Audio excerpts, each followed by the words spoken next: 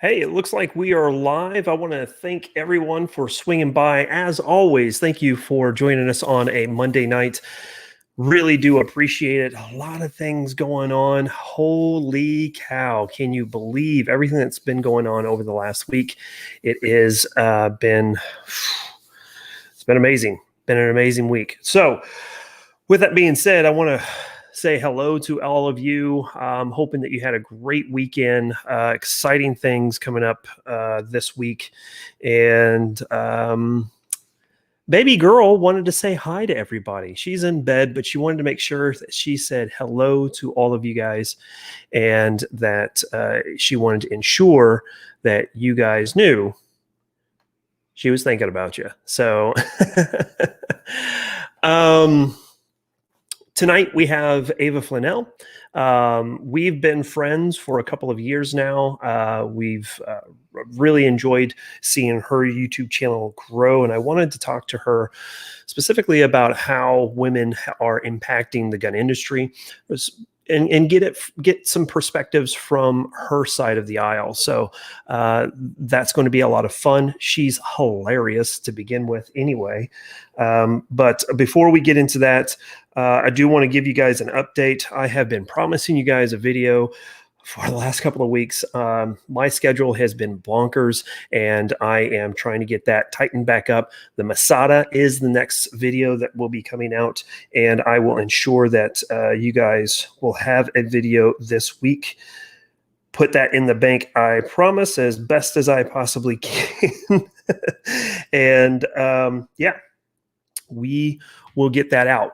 From there, I have several other videos that I want to do. One is going to be, again, I've got another video on the Taurus G3C. This time it's going to be a safety issue that I'm going to be doing a video on. And then I have two videos about my newest AR-15 that I bought, a kind of a recap of an AR-15 that I bought last year. And then I'm going to kind of put those head to head and allow you guys to see kind of what you're going to get for the cost that you are paying for. Tonight, we are drinking Tito's handmade vodka. So enjoy if you guys are drinking. Cheers to you. I need it after today. So good. It's going to be a great chat. Let's get over to the chat room real quick. Let's say hi to everybody. DeGrim Reaper jumping in there first. Good to see all the wrenches in there. Mandatory carry with the super chat, $3. Thank you so very much. Working late tonight. Keep fighting. As always, mandatory carry. I really do appreciate that. GGLFG, GG. Hey, what's going on? Good to see you. It seems that you did not fall asleep this time. Heath Adams, Jacob S., Scott 79. Good to see you guys. Alan Powell, Art. What's going on, man? Todd. Hey, what's going on? He says, hi, here to say, hi, Ava. Listen to you at the shop every Monday, but I'll catch the replay, homework, and father duties tonight. So, all right, good. Toussaint's finest, a duds. And yeah, that pretty much rounds it up. We will have more joining in, I am sure.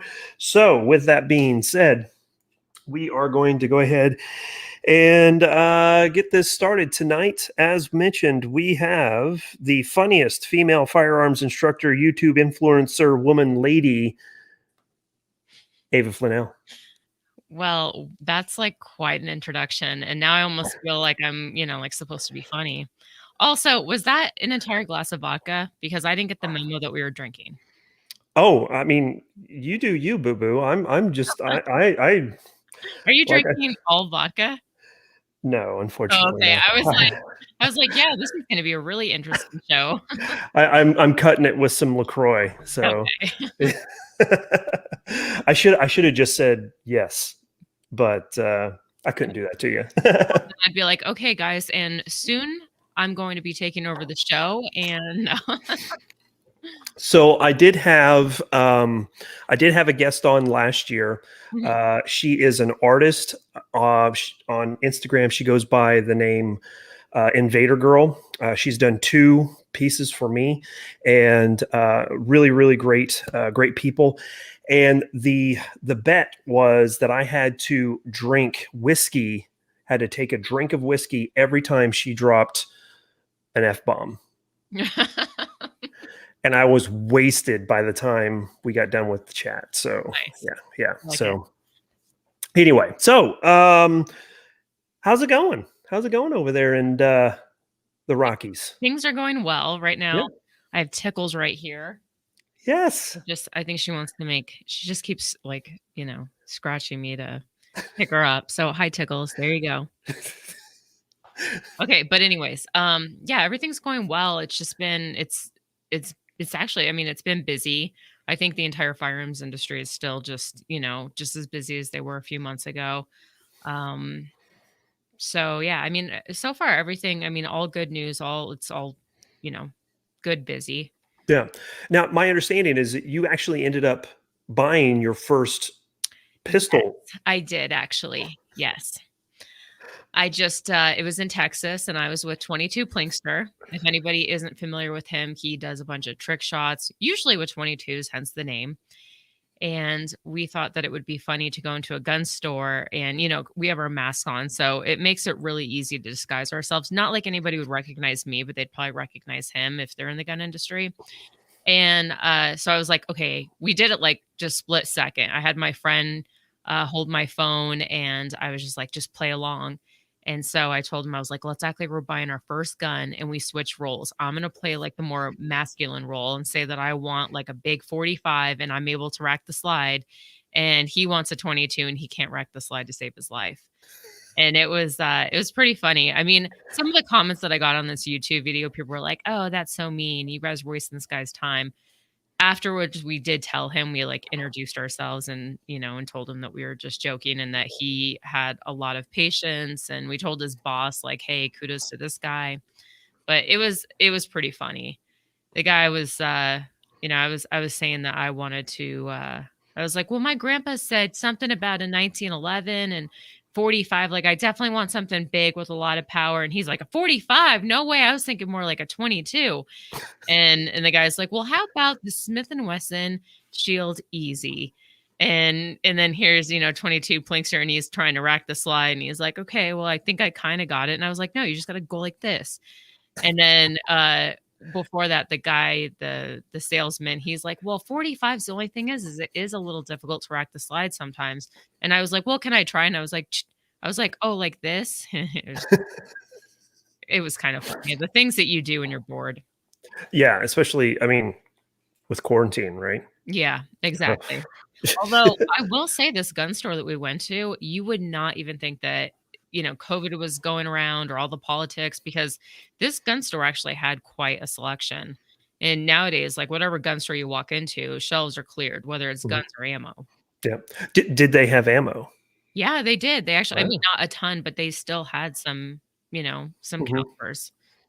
So I'm probably going to drop the change on a couple thousand, probably 2,000 rounds more of 5.56, and then I think I'm done. I should be done for the year at that point.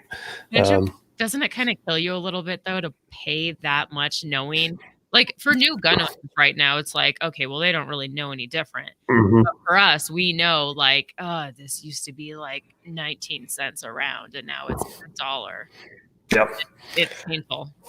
And I've been lucky. I've been able to pick up some ammo, not a lot, but some ammo at decent prices, like 9 millimeter at 39 cents a round. Oh, wow. Yeah, I bought 500 rounds of 9 millimeter, and with tax, it ended up being like right at 40 cents a round.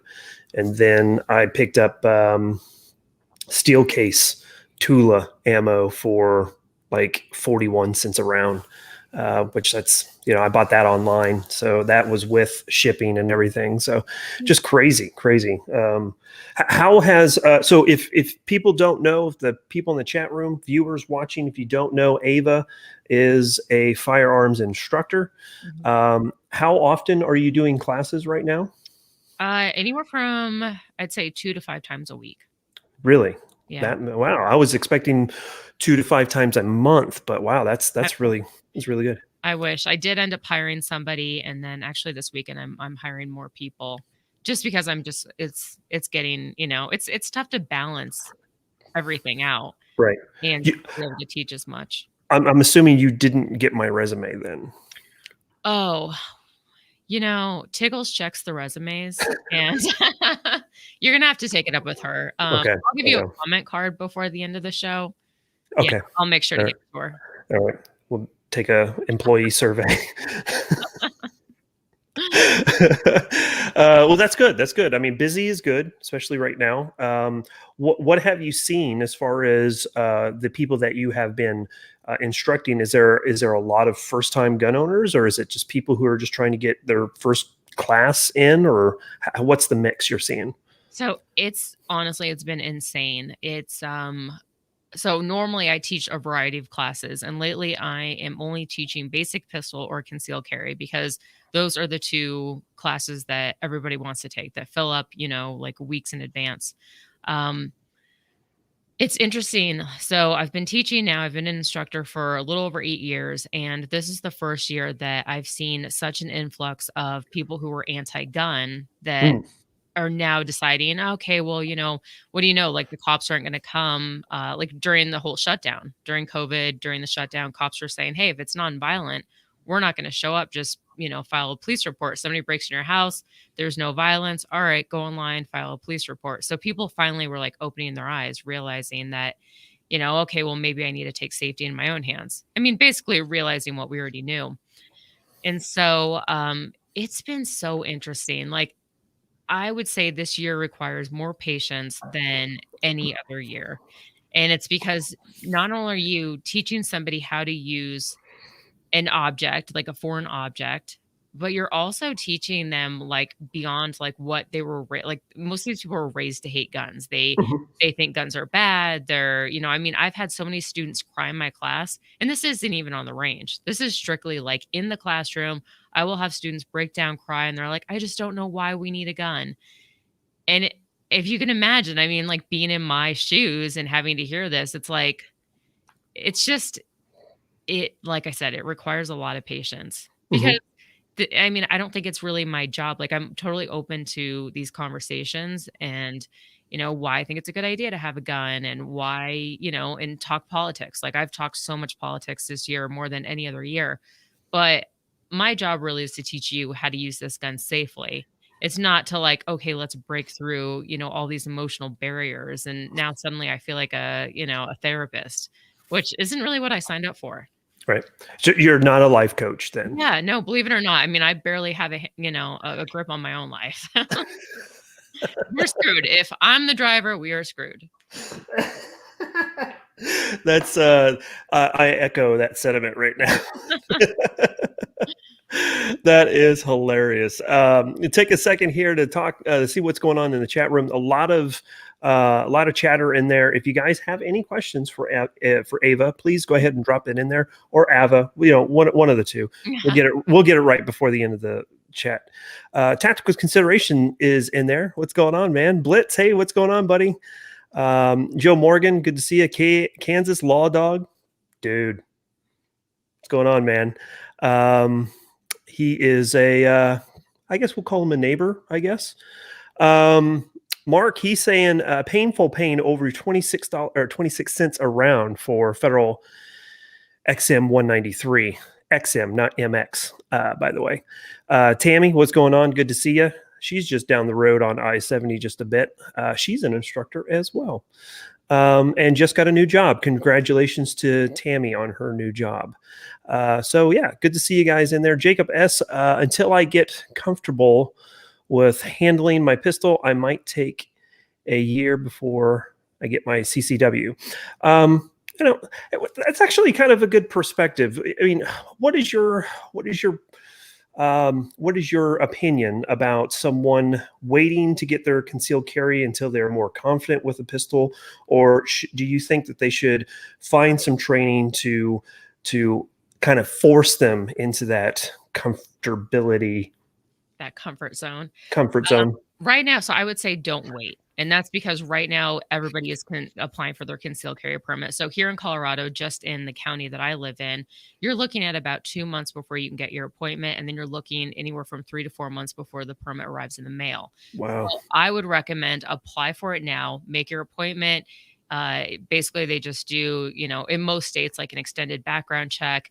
And then, hey, worst case scenario, you have this permit on you and you don't carry. But in the meantime, I mean, I think it's safe to assume that most states are taking such a long time that that's going to give you plenty of months to gain that comfortability and, practice carrying in your house. And then, I mean, do you remember like the first time you carried and you're just like, oh, and it's like uncomfortable and you think everyone can see it? And, so even if you just practiced in your home until you got your permit, and then in addition to that, taking more classes, because a lot of people think that they take one class and they're set, and it's going to take so much practice. I mean, if you think about how you react under a stressful situation, most of us are just going to freeze.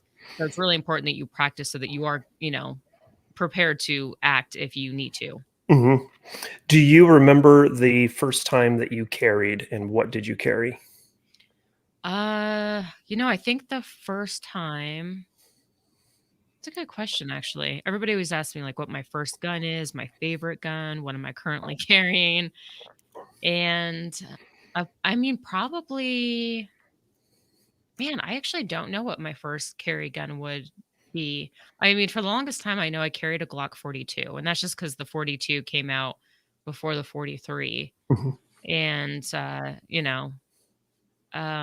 but no, I don't. What about you? I carried, so it was my second firearm I ever purchased. Um, it was a Walther PPS. Okay. It just came out. And so it's the Mod 1 with the trigger guard magazine release. And I carried it in this like cheap leather holster. Oh, nice. At least you Small, didn't say nylon. I know, right?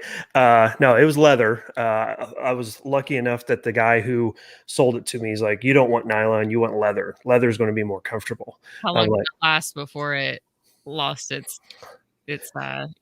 I don't know. I carried just a few times, and I'm just like, "This sucks." And I carried small of the back Wow. because that was like the only spot I felt like I could conceal, because this would have been like 2000.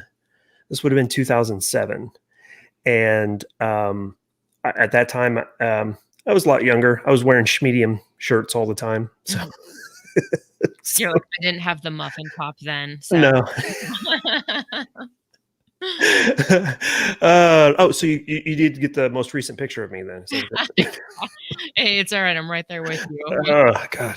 Like a freshman 10 or whatever, freshman 15, I'm pretty sure there's gonna be a COVID 15. Yeah, there's I will definitely say that December and January have not been kind to me. No, same, So same. let's see. Okay, so GGLFGGG, he wants to know, what firearms does she have an interest in, as in collecting, etc. So if you have, what is your favorite like collectors type of firearms, and then what's your like kind of go to, if you're like, if there's got to be one I need, what is it? I mean, if I pull the trigger and it shoots, I collect it. That's a good answer. I'm gonna see, let's see if I can. Of course, I'm like in the weirdest. Well, if you guys follow me on Instagram, behind me is my gun wall. It's really dark right now, but I have no idea how many guns I have. And like on this wall is not all of my guns. Keep my guns in lots of different places, but yeah, the only thing is I don't really collect any like older stuff. I don't have a lot of knowledge because for some people you may not know, but I only shot my first gun like 9 years ago. Hmm. Before that, I was living in New York City, working for the New York Yankees, and never ever would have thought that I'd be doing this. So all of Should we start calling you Costanza? yes, that's basically how it was. And so I don't really have a lot of knowledge with like older guns, just all of the more recent stuff. But I guess I don't know. I like all kinds of guns. Like I like AKs, ARs, even, PCCs, all sorts of handguns. Handguns were my first obsession, and then I branched off to long guns. Shotguns I probably have the least experience with, Mm, and I could probably, add to my collection with some shotguns. yeah, yeah, yeah. I just bought. Well, not just bought. It's been a couple of months now, but um, The newest non-pistol firearm that I've purchased has been a Mossberg 590. Oh, So nice. yeah, so um, don't know what I'm going to do with it, but it's loaded up with some double-aught buck, and it's strategically placed. So, um, so you said AKs. Let's see, Kansas Law Dog. He says, "Do you have a favorite comm block weapon?" Not So anything Russian uh or Soviet? let's see, what do I have? I have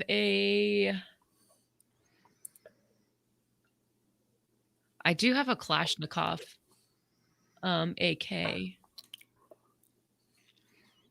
But yeah, that's Just like you said, pretty much anything that you pull the trigger yeah, and it goes bang, it's good. yeah. Yeah, that's good. Um, 22 Cheapster. Uh-huh. He says, so she doesn't have a type. That's right, you have a chance. That is hilarious. Oh my He's god. actually I'm very familiar with 22 Cheapster. He's one of the Patreons for my podcast, and Yes, yes, and so he's been a big supporter of mine. We got to well, what you're saying is he gets around. he does. Apparently, so do I. So but we got to meet in Vegas a couple of years ago. Mhm. Great guy, great guy. Sat down and talked to him. He was actually Was he was at the Manic party? yes he Okay, yeah. was. Yeah, that's when I met him as well. Yeah. So got a chance to sit down and have a good talk with him. Delance Stevens. I don't know. Do you know Delance? I Are you do not. familiar with him? You don't know. He's one of these crazy guys that works a camera for this AK guy with really good hair. Oh, okay, then yes. You just that's all you had to say was the nice hair, the person with the nicest hair in the industry. Yeah. I Um, only know this because, I'm a close second, but just it's kidding. true. I haven't even washed my hair in, like, a few days. I'm kinda scrubbing today. I mean, I think I took a shower Friday. I I'm don't know. really hoping that this is gonna be, like, just audio. I should have prepared you better. I'm sorry. I did get you that read ahead email though, so You did, yeah. yeah, so that's pretty. Even though I really didn't have much time to look it over. I've been just on the Oh yeah, you're busy. You're crazy busy. but Um, Lance wants to know if I like spicy chips. Did you see that? I did not know. So, have you heard of I think it's the Pocky One Chip Challenge? It No, comes in have you so it's a chip, and it comes in a box that looks like um, coffin because you're basically gonna, die you're gonna die. Yeah, it's one chip. It's like I think it's like a $35 chip on Amazon, and I think it has ghost peppers. EOTech and Timney Triggers teamed up to, pick 2 people to eat this chip, and of course, I was one of them, and this happened at the Gundy. Gundies, yes. And, I actually it's funny because, like, ever since I ate this chip, I'm like, I have, like, a superpower now because right before the show, I was, like, eating, like, super spicy, hot sauce, and I was just like, yeah, like, piling it on, like, I was like, "Meh, I don't care. This is not my first rodeo." Not me. Not me. I am a big old pansy when it comes to anything spicy. So, oh, look at that. Paul, he's jumping in there with the 9.99. Thanks so much for that. He says, great convo so far. Blowing off Timcast IRL, which is a great live chat. If you guys don't follow Tim Pool and his Timcast IRL, you should. Ava would love for you to share your experience with taking non-gun friendly friends to the range. I think that it's honestly it's something that we need to do more of. And instead of, like having all these political talks and stuff, like if you have friends that are anti-gun or on the fence, I think the best way and I I don't really sound very original by saying this because a lot of people in the gun industry will say the same thing, but bringing them to the range and sort of taking away a lot of that like curiosity and making them realize like, hey, guns aren't as bad as the media makes them out to be. And like showing them, like proper shooting skills, not giving them like a shotgun or 45 for the first time, something that's like enjoyable and they're hitting targets and stuff. But I've noticed that that stuff, changes their mind like extremely. If nothing else, maybe they may not go out and buy a gun, but it definitely puts things in perspective. Yeah. And that was something I had gotten into a lengthy, and this is years ago. This would have been probably election cycle for 2016. So we're talking late 15, I think, or maybe early fall 2016. Anywho, I got into a heated debate with one of my professors from the local college here.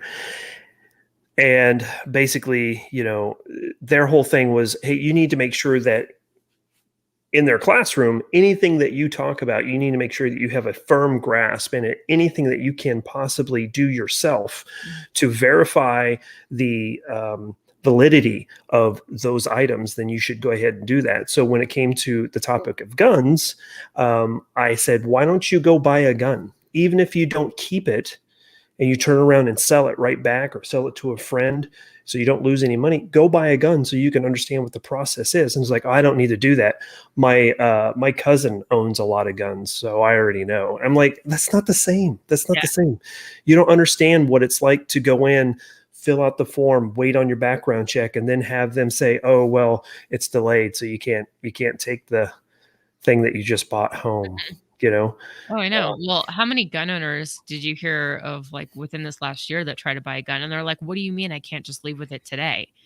Because, I mean, there was like a waiting period and it was kind of like, "Well, this is the stuff that you voted for." yeah, Or, yeah, there, in certain states, like, "What do you mean I have to wait 10 days, at least 10 days before I can get the gun? Like, I need it now." yeah. Like the cops aren't showing up if we have an emergency. And Yeah, there was a gun store in California that they kind of blew up. This would have been April, May timeframe, right when the first COVID panic buy started happening. Mm, They jumped on, and this guy was pretty gruff, and he was like, you know, don't think that paying me extra is going to get your gun any quicker. I yeah, can't do that. This is what you voted for, right. dicks. You Yeah. know. Nope. In 22 Cheapster. What do you mean you don't ship to my house? Yeah, no kidding. um, let's see. Do you have, this is way off topic, by the way. Do you have a favorite meme template? No, I don't even know how to make a meme. I made my very first meme like last week with the Bernie Sanders mittens, Yes. and it was just him and Deadpool sitting on the railing. And I put on it didn't make any sense whatsoever, but I was like, this could have been an email, and it was the inauguration could have been an email. So didn't make sense. So, but whatever, it was fun. Warrior One, that's who it was. Yeah, Warrior One out in California. He was the one that blew up and saying, "This is who you voted for." So, okay, so you're a firearms instructor. We talked just ahead of going live. You said that you've seen a large influx of new firearm owners. Mhm. I mean, we should all know that right now. Um, you've kind of dabbled a little bit into the aspect of some people being somewhat emotional in some of your classes. What has been the craziest thing that you've seen in? And I'm ambushing you here. I'm sideswiping you here. What has been kind of the craziest thing that you've seen since you've been an instructor? Uh, a few months ago, this guy, he was shooting a single action revolver. And so initially when I go on the range, I only let one student shoot at a time Hmm. until I feel like, okay, they're comfortable, they're implementing all of the safety fundamentals, and then I'll start letting two people shoot at the same time. Right next to each other. I keep an eye on them. And then eventually we get to a point where the entire range is shooting because let's face it, your instructor's not going to be with you the next time you go to the range. So I want them to feel comfortable, but they only get, the go if I say so. Mhm. So this guy, he takes out his single action revolver. And you know how there's like that little window, that pocket thing that you open up and then you can only spin and see, each chamber. And he wasn't sure if it was unloaded at first, and instead of, like, verifying, he just went to go point it at the cement ground and pull the trigger, and I grabbed the gun out of his hand. And I'm like, "What are you doing?" Like, if it went off, and so I took the gun, pointed at the target, pulled the trigger, and it went off. Oh my gosh. And I was like, "You realize that if it hit the cement, that it coulda ricocheted and easily hurt both of us, if not killed both of us, or, one or the other." And yeah. I was like, I make jokes, like, I need to start charging more because I feel like I'm constantly putting my life in danger. Well, I'm going to ask you, do you have a good life insurance policy? Yes. No. No, actually, I don't because I don't really have anybody that I'm, like, leaving behind other than Tickles. Oh, well, So, you want to make sure that Tickles has enough money for funeral costs and yeah. everything. Yeah. Yeah, It's no, don't worry. expensive. She's good. I know. I know, and I told her, "Don't go cheap. I don't want, like, some wooden casket or something." Yeah. Um, GGL of GGG, he has a question. I'm going to save that for just a little bit. I've got you. I'll ask it here in just a second. Silliest thing that you've seen since you are gun funny. What's the silliest thing that you've seen that a gun? What's the silliest gun that a student has brought to the range? So I haven't seen a silly gun, but there was this lady who was probably in her 80s, and she brought her revolver in an oven mitt. That was because she's like, "I couldn't find the gun box." So, she comes into class with an oven mitt. Oh my gosh. It was, like, the cutest thing, and then I was like, "Man," I was like, "She might be onto something." I tell you what, that's actually not It's really it not a bad idea. yeah, Like yeah, a nice padded oven mitt. yeah, you coat it real well with oil, coat the revolver with oil, put it in there, and Yeah, never have to worry about rusting. There you exactly. go. So I mentioned that, you do, Gun Funny, your podcast. Do you wanna take a second to talk about that if anyone's not familiar with it? Sure. So I started this podcast, obviously called Gun Funny, and I think I've been doing it now for I guess 3.5 years. I am almost what am I? I'm on episode like 180, I think. And to think that it's taken that long just to do 180 episodes, which really doesn't seem like a lot when you think about 3.5 years of your life. Um, but I started it because I realized pretty quickly that people had kind of interesting backgrounds. Like a lot of people look at people in the industry and think like, oh, well, this person was probably shooting since the age of 5 and, raised in a pro-gun environment and, whatever. And you realize that that's not really the case. So I thought that by creating a podcast where I interviewed people in the industry, it sort of humanizes the industry. We're not Mhm. just, you know, like to get to know, the person more in front of the camera. And then since then, the show's definitely evolved and changed, and I've added a lot of segments. As of recently, I started adding, well, I guess in the last couple of months, I added a political segment, and politics is one of those things I never really wanted to discuss as much because I know it's so touchy. But with everything going on, I figured I'm like, there's so many things going on right now that people are so unaware of. And so by starting that segment, I thought that it would help to sort of inform people of things that they may not be aware of. And so more people could take political action. But it's a fun show. It's not as funny. It was more of a play on like Gun Bunny, Oh, yeah. and, so, hence, yeah, there's sometimes the shows aren't funny at all. Some of them are, but I enjoy it, and I'm excited to see how far I can take it.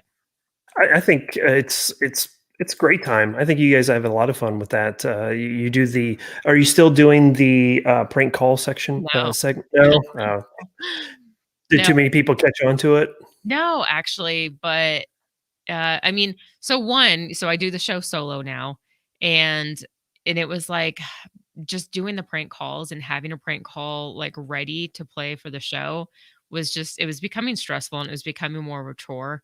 And the minute I feel like something's, becomes like more of a chore and I'm not enjoying it, then I'm just like, it just but I mean, I got some pretty good laughs out of it.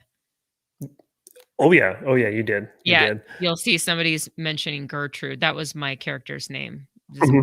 little, New York City Jew old lady. Um, when do you think, or I guess I should say, where do you want Gun Bunny to be in the future? Do you want it to be a little bit more serious? Do you want it to be? Do you still want it to keep it funny? I mean, Gun what is? gun funny or gun funny? Yeah, both of those. Uh, well, I'm obviously, being a female in the industry, I definitely would prefer not to see a lot more gun bunnies in this industry just because I think they hurt the industry more than, they do, any good. Obviously, I'd rather be in a room with probably more, well, I don't know, it's debatable with gun bunnies or people who are anti-gun, because at least the anti-gun people, I mean, maybe I'd have a chance of turning around and they'd be like a, I don't know. But I just, with all that, I mean, I hope to see obviously more women in the industry, and obviously that's happening right now. It's like the fastest, like segment of the industry that's growing. And then as far as the show, in fact, actually, I don't know, but I don't know if you know this, but a few months ago, I guess it's been maybe like 4 months now, but Smith and Wesson ended up sponsoring my show. So Mhm. I've gotten some really amazing sponsors. Like I never would have thought that like I'd be sponsored by Smith and Wesson. Like that to me is just something that, I mean, 2020 sucked, but it definitely had some perks to Well, it. you took a tour of Smith and Wesson in what, late 19, early 2020? Is that right? Yeah, it was in 2019 that I Yeah, took a tour of their factory. Yeah, with I a remember there was snow on the ground. Mhm. Yeah, Yeah. Yeah, it was an amazing factory. It was just so impressive, and, but who would have thought, like, that I shot my first gun 9 years ago, and then here I am, and I have, like, some really amazing companies supporting me, amazing listeners, like, I just never would have thought that I'd be where I am now, and I can't wait to see, how much further I can take it. yeah, that's good. So, and then in addition to Gun Funny, um, Mhm. because I words are hard. In addition to Gun Funny, you are doing a YouTube channel. Mhm. I have everything. If you guys are interested in following Ava, if you don't already, if you've been living underneath the rock, stuff is right down in the description, so you guys can check her out there. Um, what are you trying to do with your YouTube channel? That's a good question. When I figure it out, I'll let you know. Same. I'm in the same spot. Uh, so I really didn't want to start a YouTube channel, and I was really late to the game. I only started it maybe 2 years ago, Mhm. and it recently dawned on me that in March March last year, 2000 what, 20 or 2020. Man, I'm all over the place. I only had 1,500 subscribers, and now I'm almost 21,000 subscribers. So that made me feel a little bit better, because I think, like, people don't realize how much work goes into a YouTube video, and just the amount of effort and the lighting and the cameras, and then on top of that you have to shoot and not look like an idiot. And I don't have an ammo sponsor, so you're paying for ammo and renting the range and then editing the video. And then you get people that come on, they're like, oh, nice ass, and you're like, oh, thanks, that's awesome. uh or I get the same comments too. it's so wrong. Like, we're not pieces of meat. But, or you get people just talking crap, left and right. Yeah.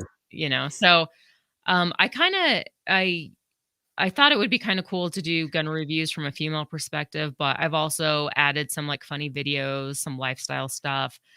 Now with ammo being, as expensive as it is, it's like I almost don't want to shoot all my ammo. And so I'm like, okay, I'm gonna branch off. I'm obsessed with plants. So I'm like, maybe I'll make a plant video. Maybe I'll do a whiskey tasting, because these are a lot of things that I do that people don't know about me, but I collect all these whiskeys, or I paint. Like last night I recorded a painting video for my YouTube. I might lose a lot of subscribers, but at least I'm still putting out content. Yeah, that's good. So, you've perked my interest. You said that you like whiskey. I do. Yeah. What is your favorite whiskey? Okay, so I have a lot of, like, rare bottles, like, like Blanton's, the, Midsummer Dram or whatever, Midwinter Dram, um, like, all kinds of stuff that's, like, pretty hard to get, but my go-to is, like, that 1920 Old Forester. Okay. Yeah. I That have not tried it yet, but I've seen it. It's pretty good. Mm. I mean, I've realized pretty quickly that if you do like a taste testing with like really expensive bottles and then like mid-range, like $30 bottles, $50 bottles, a lot of times it's not like for what you're paying. I think people, I think they just do a really good job of marketing it Mm. as opposed to like, and a lot of times it could be the exact same whiskey. Like people don't realize that there's so many, distilleries and for the most part, these like whiskeys coming from a lot of the same places. It really is, and it's interesting. In some cases, they are coming from the same distillery, but then there's a lot of micro distilleries that are out there Yeah. as well. So, yeah, I don't know very much about it, but I do. I've been kind of big into whiskey I would say probably the last 18 months. That's as long as I've been in it. So, So you've been in it longer than I have then, because I oh just got wow. into it around COVID. Right on, right on. Um, Real quick, everybody, I guess I did see that someone said that YouTube isn't giving access to her channel or the link is incorrect. Link may be incorrect. I've dropped the link into the chat room. So if you guys click on that, you can swing on over to her YouTube channel and please subscribe. So Actually, let's can I see. just say something real quick? Absolutely. So I see Luke's comment. I'm a crotchety old married man who is no longer impressed with a pretty woman. I could appreciate, but I don't care. Well, I mean, there's a reason why I really didn't do my hair and my makeup for this podcast because I'm not trying to get attention for my looks. I think that I'm just as knowledgeable, just as like with anybody else out there. Yeah, exactly. And that's why I kept on telling you, don't worry about it. Yeah, well, so I was like, "Is there gonna be or is this audio or video?" And I was like, "Cool, I haven't even showered today." I was like, "Whatever, I don't care, I'll just throw myself together." Yeah, well, the smell-o-vision hasn't been invented yet, Yes, so we're good. thankfully. Thank God. Um, so whiskeys, I'm looking at my empty jars. I have my empty jars of whiskeys right over there, and I've got Basil Hayden. That's an easy one, right? Basil Hayden Dark Rye is what I have in my cabinet to drink right now. Mhm. Um, there is my bestiest best friend in the whole wide world for Christmas gave me a Macallan double cast, Okay. which was really really good. That didn't last a week. Damn. Yeah, it was that good. Uncle Nearest. I don't know if you've heard of Uncle Nearest. That one's a really good one, and it has a really great story behind it as well because it was created and distilled by a former slave, and then the family found out about this and then brought it back. So that was really really cool. And which one was that? Uncle Nearest. Okay. Yeah, Cool. Don't you love the history behind these bottles? yeah, I really do, and I keep a lot of them as well. Yeah. And then Horse Soldier is a really great whiskey. That is um, Horse Soldier is a whiskey that was created by the captain of the Special Forces unit that was the very first U.S. military in Afghanistan. So if you've ever seen the movie 12 Strong with what's his name, the guy that plays Thor, Chris Hemsworth. Mhm. Yeah. So he did a movie called 12 Strong. It's about the horse soldiers in Afghanistan. The guy who led that ODA, Special Forces Unit, he got out and came home and came home first, then got out, retired, and then developed Horse Soldier whiskey.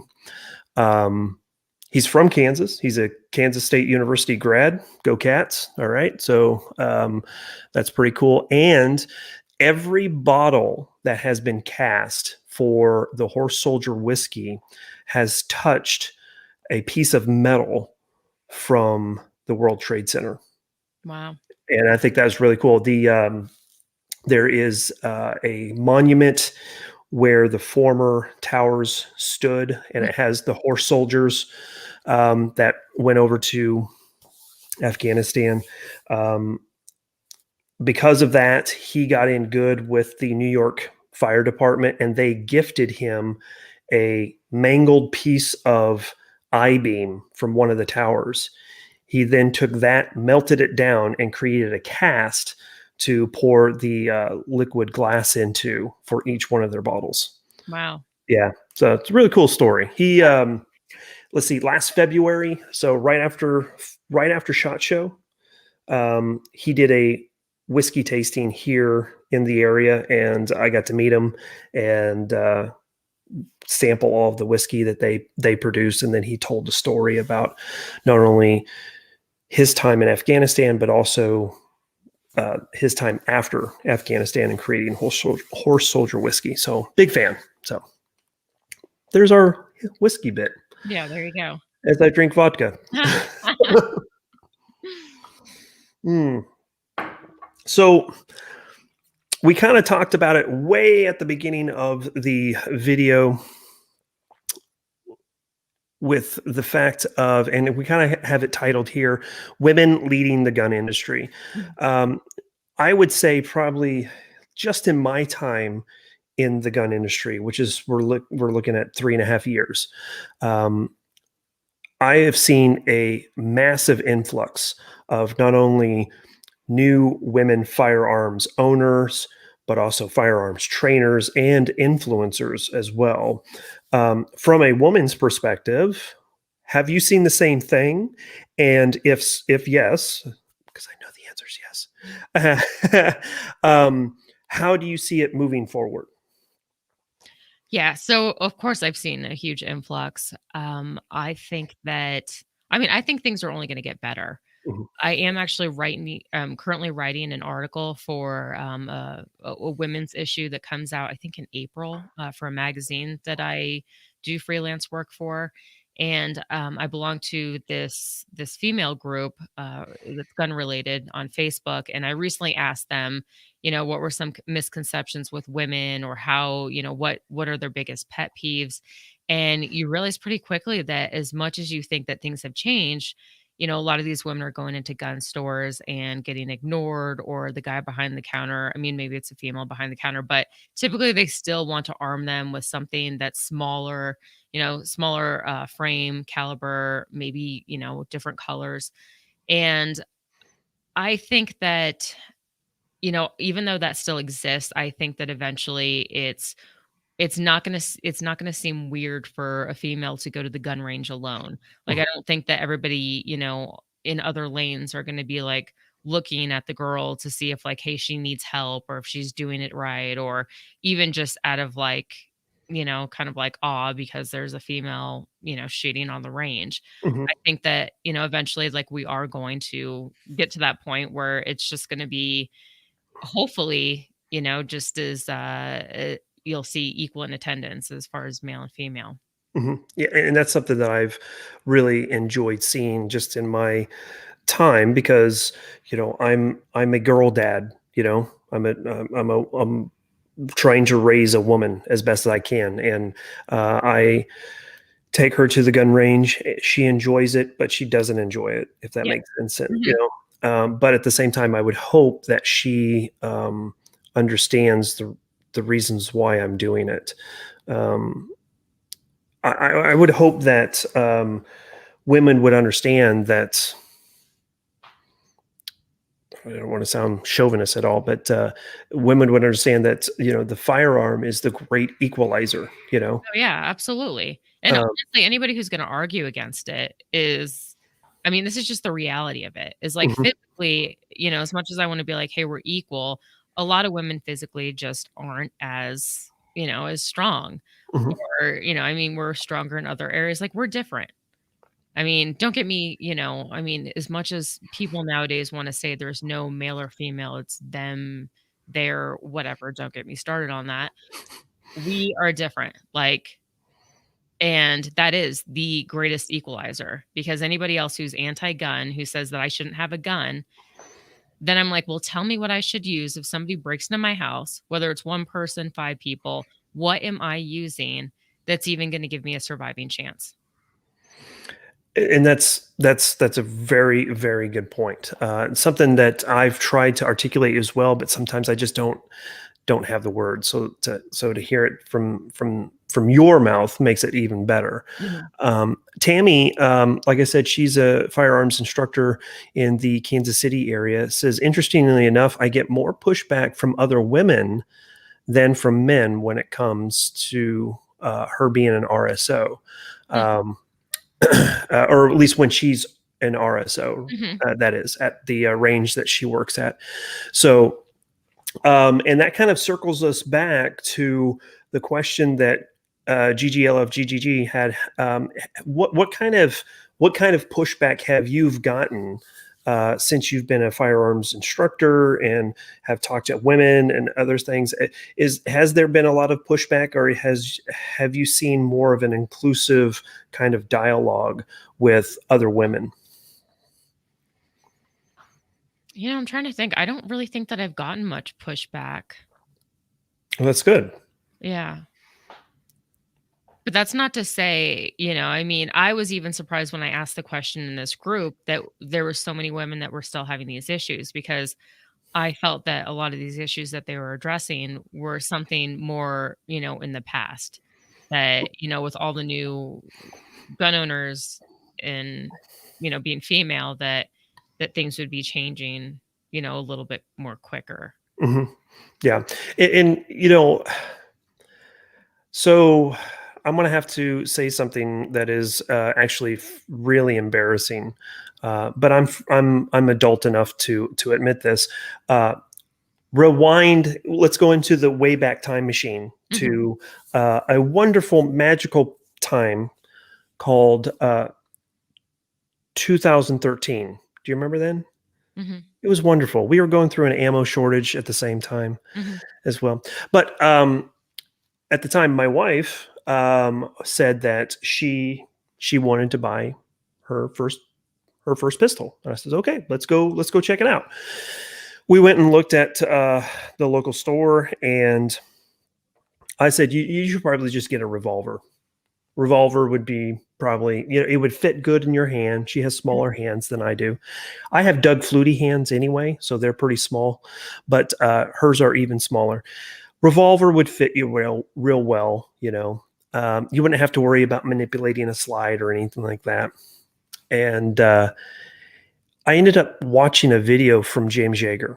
And James Yeager can be very harsh sometimes, but he basically said any guy who takes their woman into a uh, and I'm just paraphrasing, but basically he said any guy that takes a woman into a gun store and says that she should have a revolver should be pistol whipped, because you're telling that woman that she's not smart enough to operate a firearm. Mhm. She can drive a car, but she can't operate a firearm. That is basically what he was trying to get at. And that was a big slap in the face. So, needless to say, she ended up purchasing a SIG P238. Wow. So that's what she liked. She then found out that the 380 was a little snappy for her. She didn't Yeah. like it. Well, especially because it's such a small gun. Yeah, Yeah. but the P38 fit her hand perfectly. Mm. It's 1911 frame, but the length of pull between the trigger and the back of the handguard was just perfect. Yeah. So, yeah, so there's that. Luke B, that is incorrect. Jaeger does like revolvers. Little known fact. So, and yes, the P238s are cool, but the P938s, which is the 9 millimeter version of it, Mhm. is even cooler.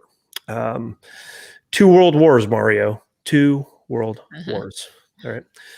Um, so we've talked about women in the industry. Talked about your experience.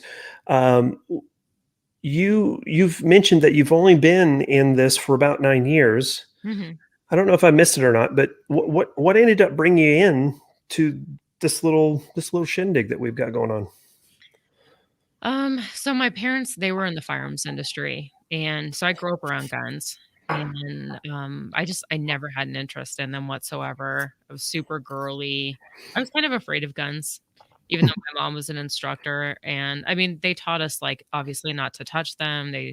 We weren't curious about them, we knew what they were there for, and then when I turned 18, I went to school in New York City. I lived there for 8 years. I'm originally from Colorado, which is where I live now again, and,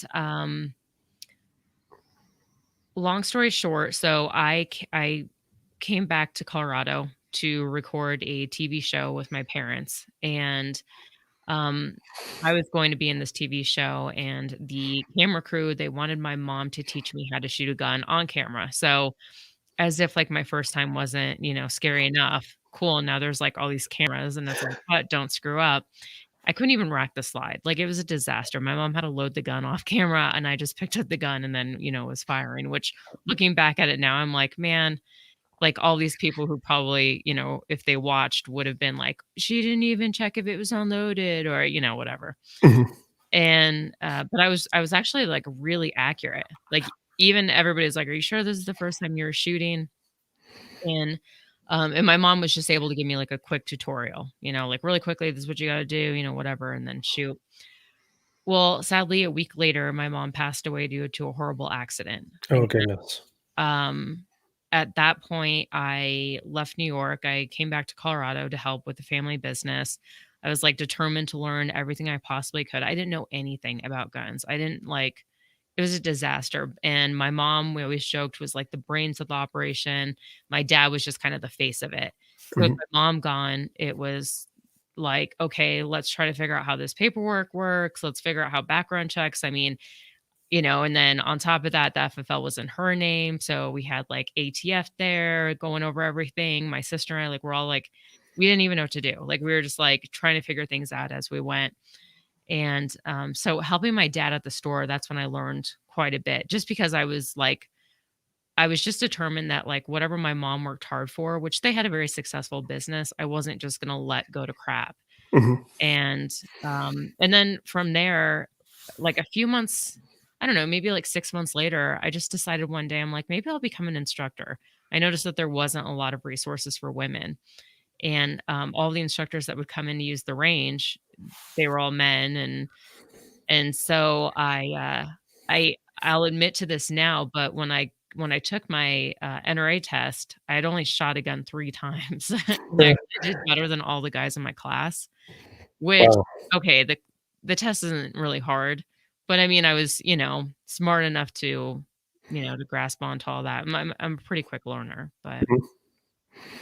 but yeah, That's good. that's what got me into the industry. So it's kinda sad because I think with everything going on now and, like, as my success kinda grows, I just wish that my mom could, see it because there's no way that she would believe this. Like, from me going to, like, "Oh, I don't even wanna shoot this gun on camera," like, "Alright, let's just get it over with, and then we'll go out to eat," to, now it's like, guns are my life. Like, my entire world revolves around guns. Yeah. Yeah. So, and it appears that Mario has stolen something from one of my lesson plans. Is telling his students to put the thingy on the thingy and press the thingy. Yes. Uh, so that's a tragic story, but also a very amazing story as well. Yeah.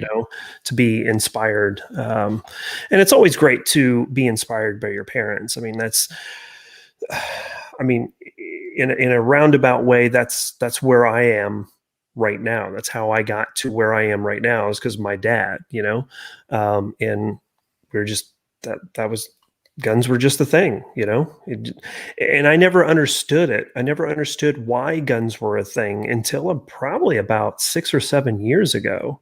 Yeah. I started carrying live in Kansas, and um, great state of Kansas has constitutional carry, which is awesome. Mhm. But I started carrying in, what did I say, 2007, I think. It's when they passed the constitutional carry, if I remember, if my timeline's right. Yeah, I think that's right.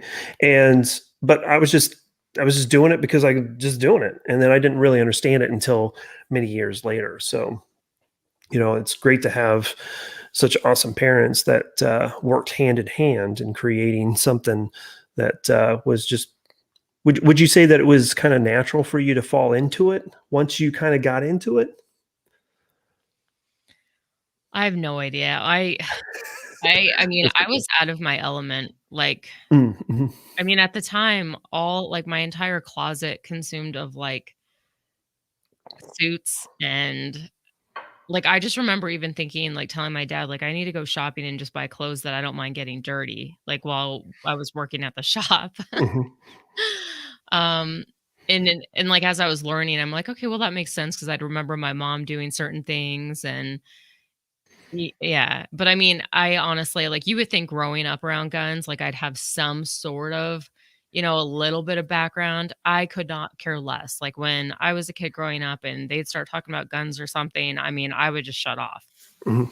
So really everything that I know, I've learned, from scratch within the last 9 years.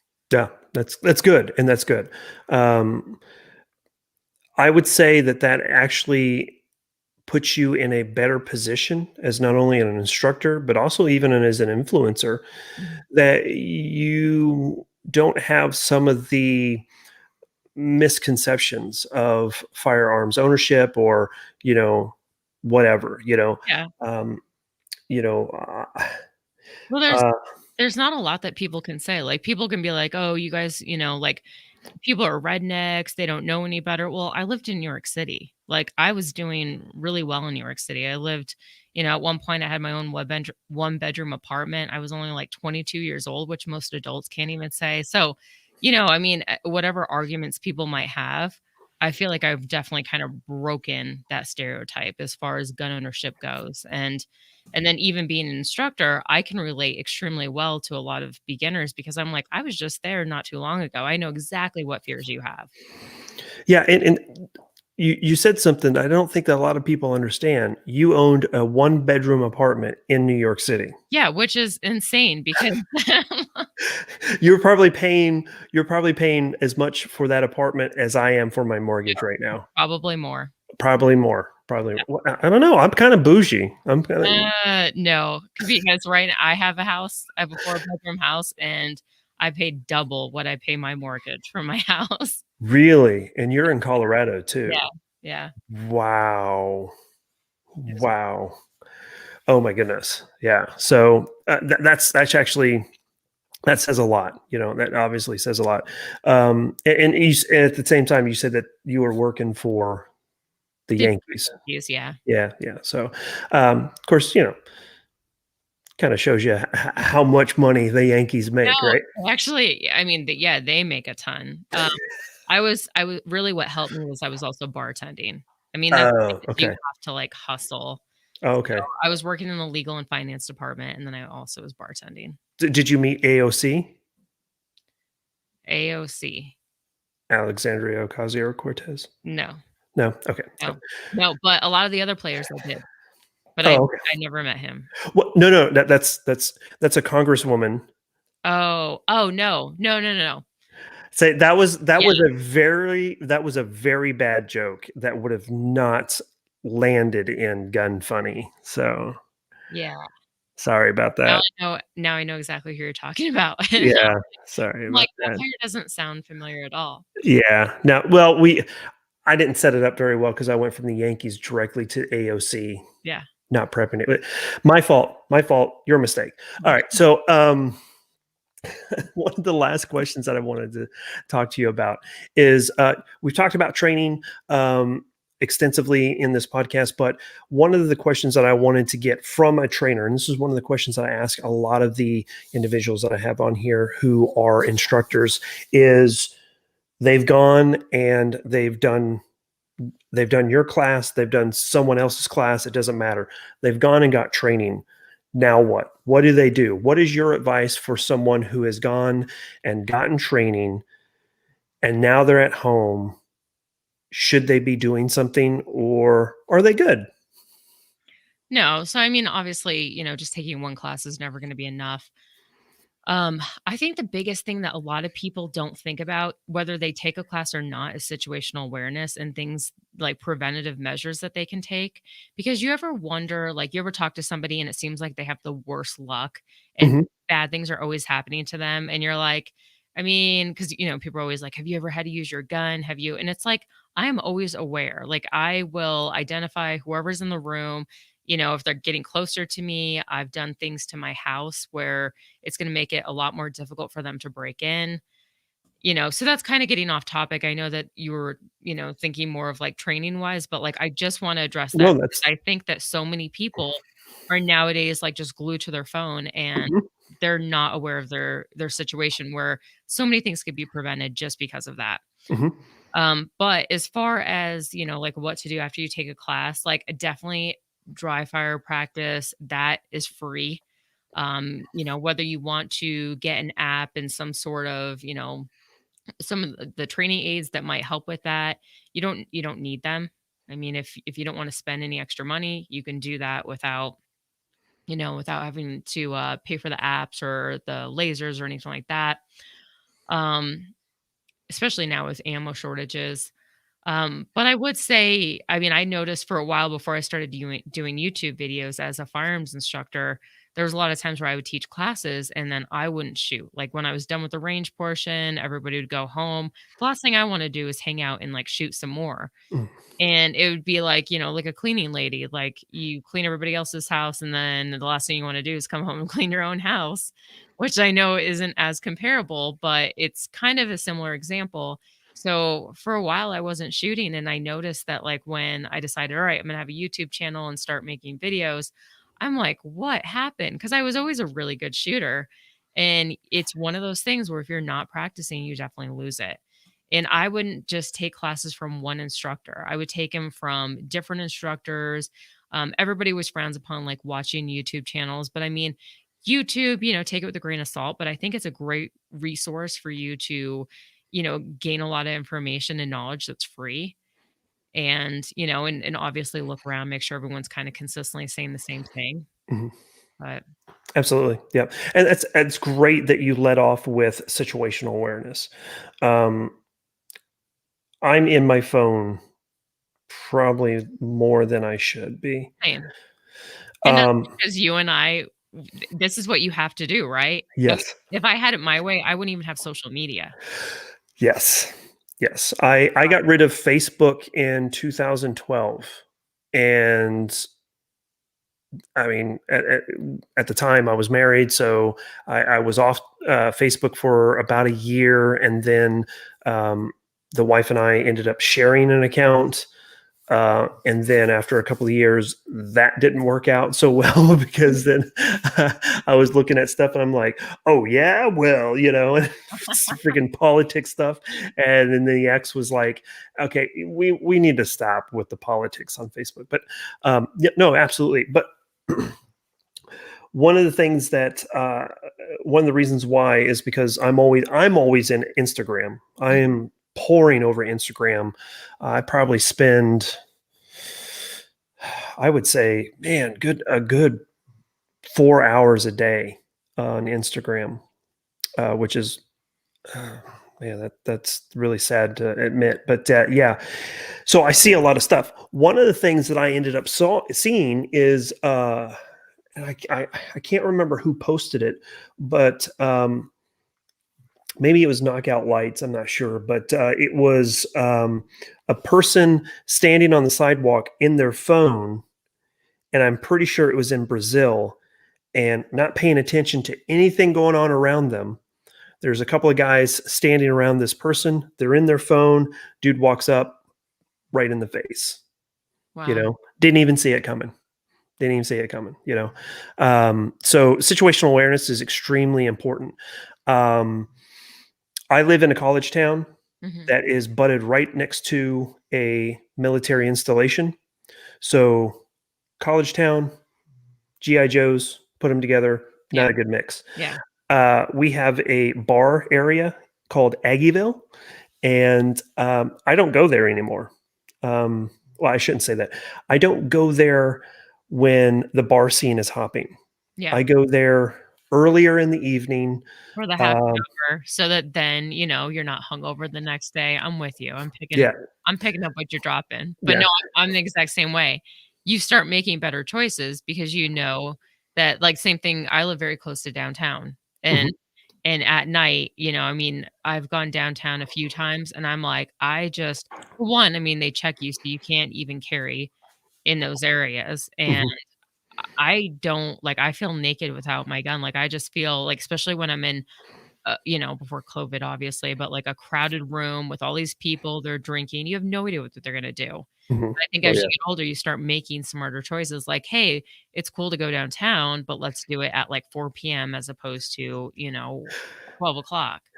Yeah, exactly. Well, and the other downside to it is the best taco place in town is in Aggieville. So sometimes let's take it back. The best taco place, the best burger place, and the best sushi place is Mhm. all down in Aggieville. So yeah, you have to go down, Yeah. but you make sure you go down at the correct times, Yeah. right? Um, Before COVID, I you would not see me down in Aggieville at 11:30. Mhm. So, um, Kansas Law Dog, no, it is correct. Yes, green tea sushi is the best sushi place. Okay, and if you say umi, no, it's not. You know why they're? You know why? You know why? Because they have cockroaches. Okay, so that's why they're not as good. So there, suck it. They drop that mic. There we go. Um, Anything else? We've gone past an hour. I try to keep these at an hour. What else do you want to get out to the interwebs? Oh, let's see. I did just branch off to Rumble. So I have my You YouTube, did. but yeah, just because I don't know, it's just getting it's getting crazy. Who knows? I feel like we're honestly in for like a very wild ride in the next 4 years. Hmm. So yeah, so I just did that today. I launched my Rumble account. So if you guys go on my social media on Facebook or Instagram on my story, you can subscribe there, which I'd greatly appreciate. Um, but yeah, I guess I mean other than that, like hopefully you guys are excited to see some of my YouTube videos where I'm painting, doing whiskey tastings, talking about my plants, until ammo comes back. That's what we have to deal with. That's exactly right. Um, Maybe it, I'll it, do a makeup tutorial, specifically for Luke. That way, maybe he'll rethink what he has to say and he'll be like, okay, well, she's really pretty and no. That's funny. So you are on Rumble. I decided to go with a different. Um, I went with. I have to look it up. I'm looking it up right now because I can't even remember. Odyssey. I went to Odyssey. Huh. Is where I'm backing up my Never channel. heard of that one. Yeah, it's Odyssee. And the reason why I went with Odyssey is because it automatically migrates everything over from YouTube. Okay. So So the that's mo convenient. yeah, I don't think Rumble does that. Is that correct? No. Well, Yeah. yeah, so I didn't convert all my videos, but I'm pretty sure it did not. Yeah. I had somebody help me with that. Yeah. So I'm pretty sure that nobody is watching over there. Yeah. But But when shit hits the fan, your channel gets canceled, you're gonna be like, "Hey guys, everybody who's already here, it's okay. I'm still here. We can still chat." yeah. So, So it would be pretty awesome if I could get hooked up with the Warrior Poet Network. You know, yeah, actually, I just talked to them. did you? Good. Yeah, I talked to them last week. And that might be something that's in I mean, it's in the works, so it may happen or may not. We'll see. Mhm. Yeah. Um, I would like to reach out to them, but I don't. I have an inferiority complex. I'm just like, why would they even let me do that? You know. So Are you asking if you want me to make an intro? I just trained with John, and John and I know each other. You Oh, know. then get So over there. You don't Here's the thing. Nothing gets solved unless you put yourself out there. that And is true. That is true. Yeah. yeah. And also I do want to say I'm going to have you on my show because I have a new segment, sort of like a new layout to what I do for returning guests. Is I ask them, I believe it's 25 questions. And yeah, so Do I get the questions ahead of time? yeah, because some of them are kind of Okay. like I want thought out questions or thought out answers. So Well, Paul says that the AOC joke was on point. Maybe give it more deadpan. It was okay, hilarious. Okay. Paul, that's great. Okay. You Yeah. need to drink a little more. Oh, okay. I'm working on it. Change up my water for some vodka, and yeah, maybe you need some water for your vodka. Better, right? All right. Well, Ava, thank you so much for joining us tonight. We'll go ahead and start wrapping things up because I know you're busy. Well, thank you so much for having me, and everybody who Yeah. listened and joined in on the chat. Really appreciate all of you guys. And Tammy, it's really great to see another female instructor. So keep up the great work. Love seeing more women in this industry. Yeah. It's been a stumble over my words here. Met Tammy. We probably know some of the same people, but met Tammy through. It used to be the Firearm blog. Okay. But it's not the Firearm blog anymore. Tammy, help me out. Who is your boss with your writing? She'll have it here in just a second. I totally spaced it. But he was with TFB TV, and then he branched off and did his own thing, the Firearms Rack, and then I know what you're talking about. yeah, now he's doing Premier Peak, I think is what it's called, and I'm spacing his name. Man, it's so embarrassing. I hate when it happens. I think Tammy is too, because she's like, I don't know, we met at Chuck's class. See, Gizzard Gary has to jump in there with the correct answer. Yeah. Patrick Roberts. Yeah. So yeah, Pat. A while. Yeah, I haven't either. I ran into him. Ran into him at SHOT Show, and it's always good to see. It's funny. Pat Roberts is the type of guy that every time I see him, we pick up just like we left off yesterday. You know, and that's something. So, and we do the same thing. That's one of the things I love about you. Every time that we see you, it's just like, yeah, you know, just like we talked just the other day. You know, so. But anyway, so yeah, so there's Tammy. If you guys are in the KC area, definitely try to find Tammy and get some good training. If you want to get training with Ava, where do we need to go to find that schedule? My website is elitefirearmsandtraining.com. There you go. There you go. I will add that to the description to make sure that I have that in there for everybody to click on a little bit later. And then I will definitely check to make sure that your YouTube link is correct as well. So, yeah. I really appreciate all the extra subscribes. So I'm trying to get 21,000. I'm telling you, I told you that I hate to say I told you so, but I told you that it would pick up. It would pick up. I know, because when you first start off, you're just like, it's taking forever. And it seems so discouraging. And yeah. So I would imagine by the summer of this year, you will surpass me in subscribership. I promise you. I don't know. And not if I keep up the plant and the painting. No, I promise you. And that's one of the things with the firearm content is I have dramatically reduced the amount of ammo that I have shot.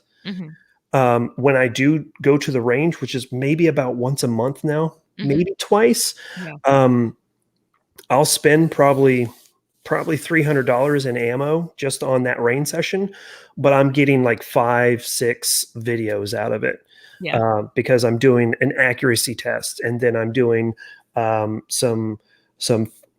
POV, with a GoPro on the forehead type of view, and then I'm acquiring more and more footage of this gun and that gun, so I can do a video on gun A and a video of gun B, and then I do a comparison video, and you just recycle the same footage, but you still have content that you can talk about. So that's kind of how I've done things to help with the situation.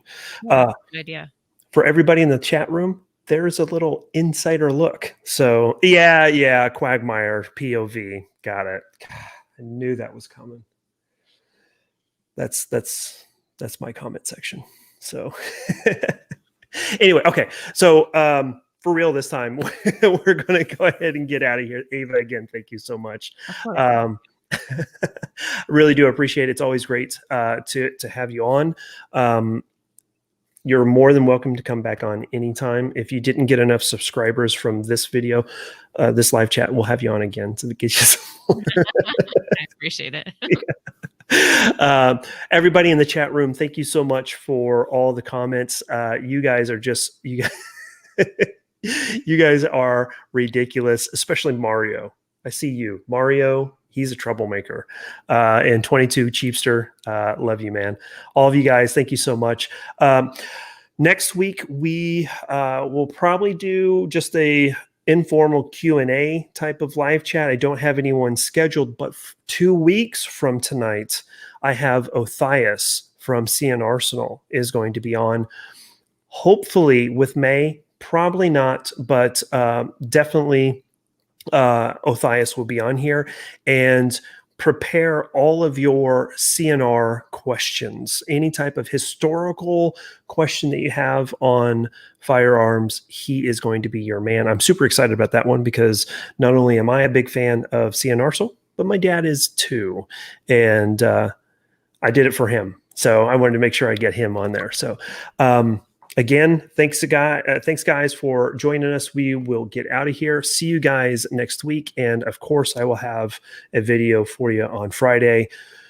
Knocking on wood, making sure that I get the schedule right this time. So, okay. See you guys. As always, keep calm and carry. We'll see you guys next week. Bye, y'all.